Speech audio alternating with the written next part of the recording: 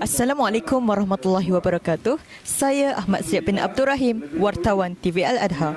Hari ini, tanggal 30 Mac 2026, berlangsungnya Majlis Perlantikan Pemimpin Murid sesi 2026 bagi Sekolah Menengah Kebangsaan Agama Datuk Haji Abbas bertempat di Dewan Sekolah. Hari ini merupakan hari bersejarah buat barisan pemimpin muda kita yang bakal menerima watikah pelantikan mereka sebentar lagi.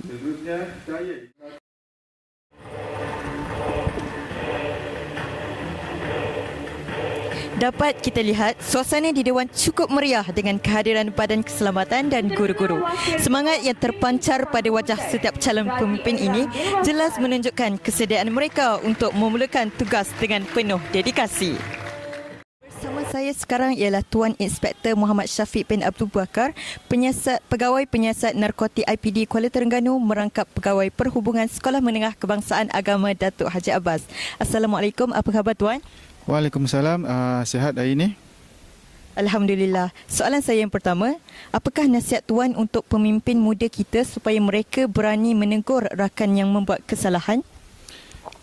Nasihat saya pada pemimpin-pemimpin semua, mana-mana yang jadi pemimpin, agar mempunyai satu sikap, iaitu sikap keberanian. Yang mana sikap berani ini jarang-jarang orang yang ada.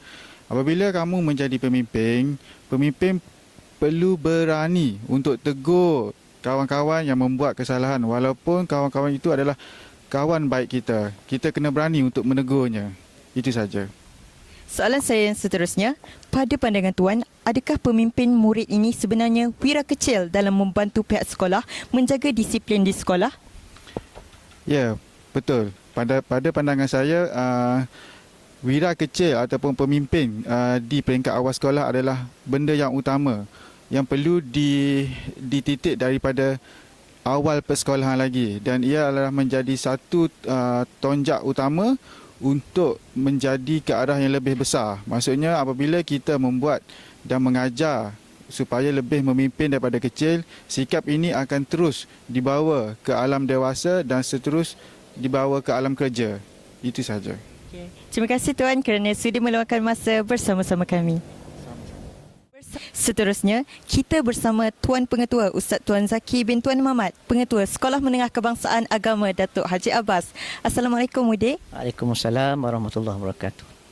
Soalan saya yang pertama, apakah satu pesanan ringkas Tuan buat semua pemimpin yang baru sahaja terima watikah pelantikan tadi? Baik, pertama sekali tahniah kepada semua penerima watikah, terdiri daripada pengawas sekolah dan juga ketua kelas dan juga penulung ketua kelas.